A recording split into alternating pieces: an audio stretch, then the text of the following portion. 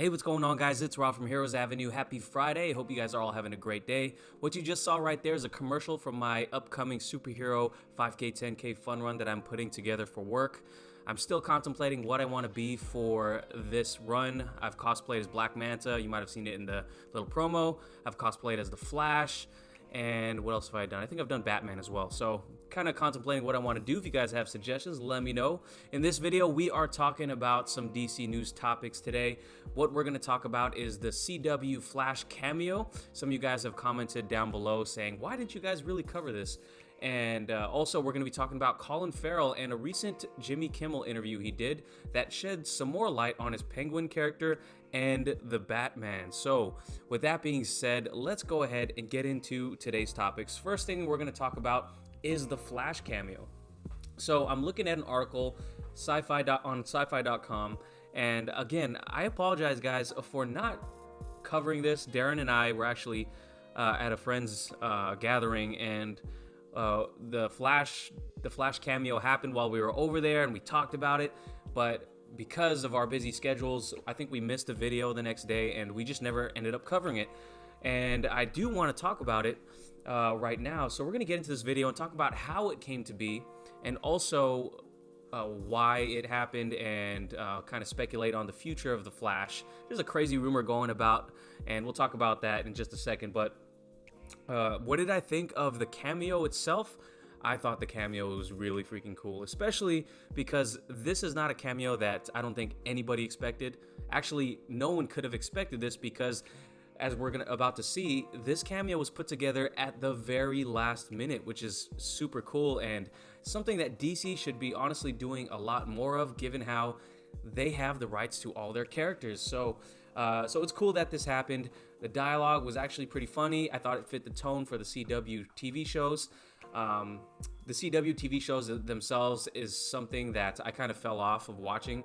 There was so much to follow. There's so much great TV out there to watch that I just fell behind on watching these, and I never really caught up. But I do check out some of these events sometimes, and I like them for what they are. Though the dialogue is usually pretty cheesy, and the storylines are a little wonky sometimes. But I did enjoy this scene very much, and I enjoyed the scene.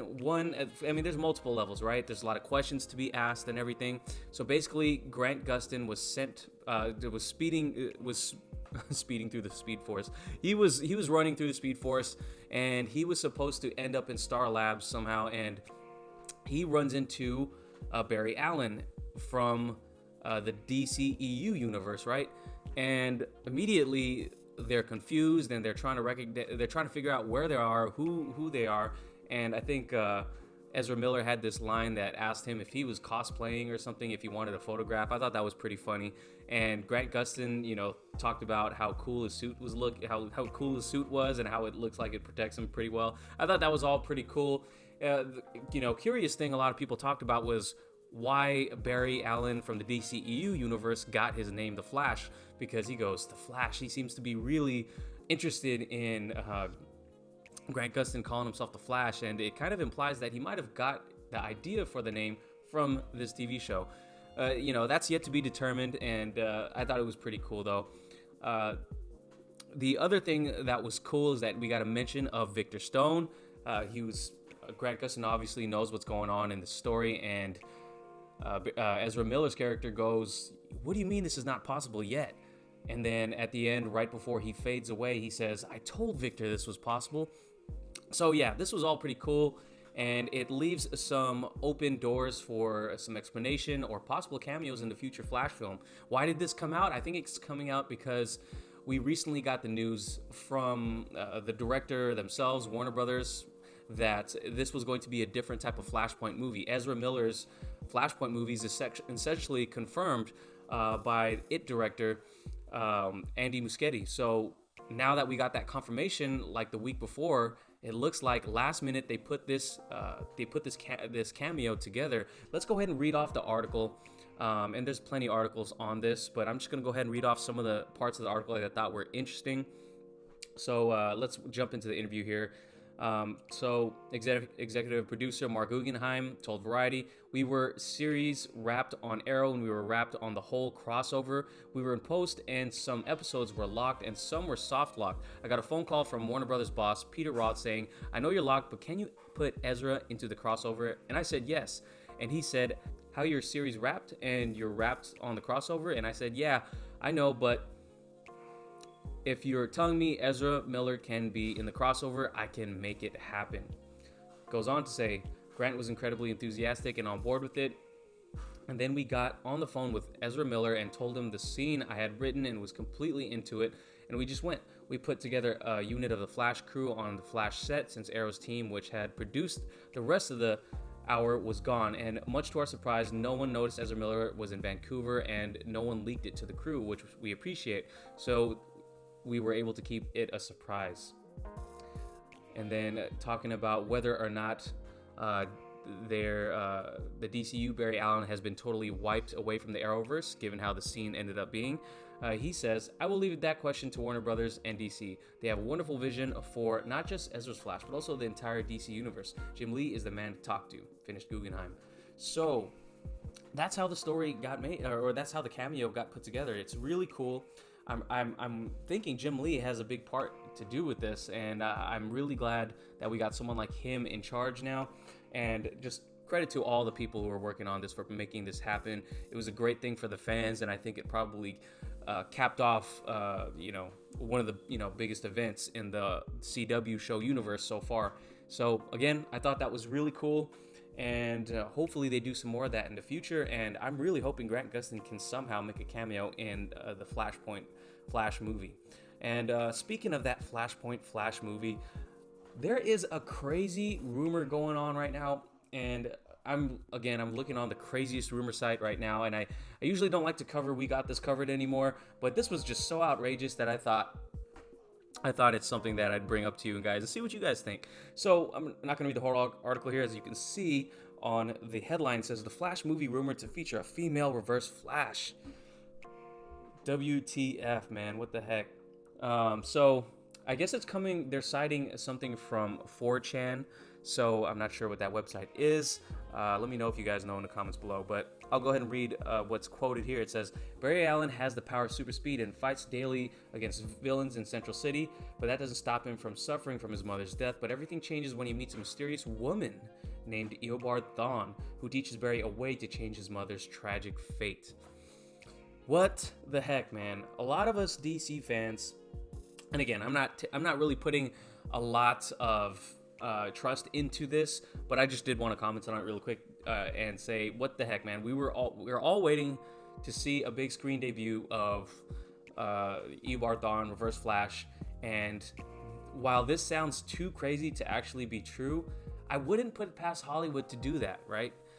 To change up, a beloved character or a beloved storyline in that way. Now, actually, I don't think it has to change the storyline that much, but I think fans would be totally pissed off if this actually happened. But what's new in the internet, right? Fans are always pissed off, because the internet is out there. We all have a voice, right? So in that way, that's pretty cool. But I would be so irritated if this happened. What do you guys think?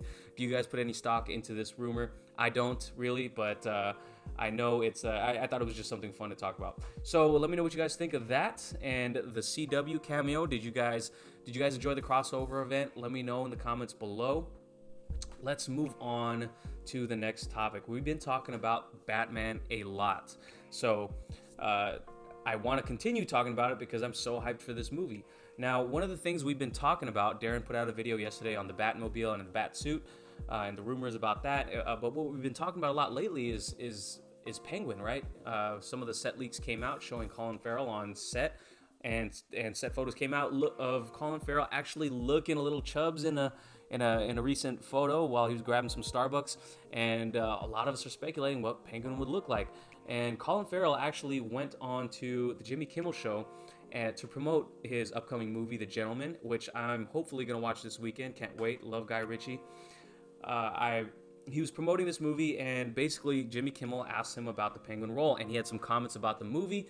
as well as, you know, the Penguin and his look himself. So I'm just gonna go ahead and play the audio from that right here. I speak, so that storyline just... You're also playing the Penguin. Can we say that you're playing the Penguin in the Batman movie? Yeah, you just did. I believe Yeah. so, This is your set. You were Bullseye in the Daredevil movie, and I thought you were fantastic in that. Thank you, I really like that. And now you're That's playing a small demographic. Thank you. this cat. No, I'm not being facetious. But the Penguin, it surprises me that you are the Penguin, because usually the Penguin is a short, fat person. Yeah, but I have some time to eat and... How much time do you shrink. have before you start shooting this? About 3 weeks, but I... Really? Yeah, but I'm an addict, so I can do some damage. You can get there in 3 weeks. Yeah, I'll just go back to Abu Ghraib with my black card. And Yeah. Well, you actually put I don't know, I'm still in the process of talking to Matt Reeves, who's the director and who wrote the script, and wrote a really beautiful, dark, moving script, really gorgeous. You read the whole thing already? Yeah, with a chain and, you know, around my arm and cryogenically frozen script. It's all very hush-hush, but it's a really beautiful script that he wrote, and he has a real love for it, Matt. So we're still in the process of just finishing designing the aesthetic of it. So as you can see there, what he had to say was that this may not actually be the confirmed look for Penguin, right? And again, he may just be throwing us a loop. He may actually be, you know, lying just a bit, which is fine because actors, of course, have to keep the ultimate secrets of the movie. And if indeed he's trying to keep Penguin's look actually a secret, then he's doing a good job. What he had to say is that he's actually still trying to work out what the aesthetic of the character is, and he's like working with Matt Reeves. So that is pretty cool. You know, a lot of us thought that he would be you know, a different looking Penguin. He even says that he still has time to gain weight, and I think he does. But who knows what he's actually gonna look like now? Are you guys? Would you guys be disappointed if he actually did put on some weight? He actually looked like he put on some weight in this interview. And would you guys be disappointed if we didn't get what we're all kind of expecting now? This different take on the Penguin, or are you kind of more excited that he's actually possibly going to be putting on some weight and becoming the character that most of us are familiar with from a majority of the Penguin comics? So let me know what you think about that. But what was also cool about what he said is I'm going to quote it here. It says, "I'm in the process of talking to Matt Reeves, who's the director who wrote the script, who wrote a really beautiful, dark, moving script, really gorgeous. It's all very hush-hush, but it's a really beautiful script that he wrote, and he has a real love for it. So we're in the process of finishing designing the aesthetic of the character." Yeah, so he says that. That's exactly what he said.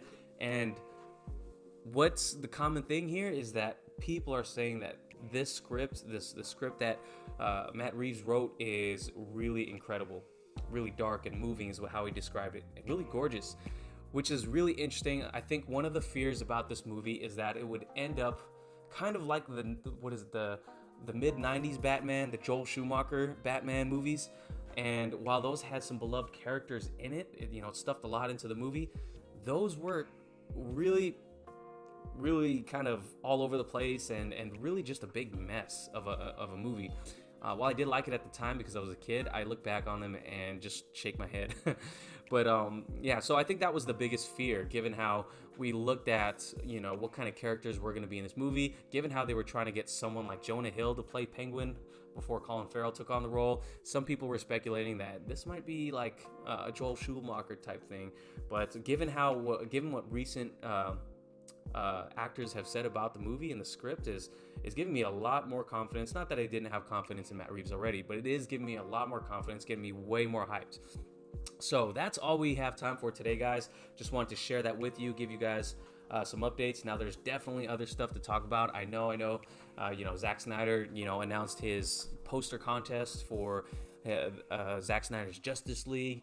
He also dropped a photo of Ryan Choi as the Atom in his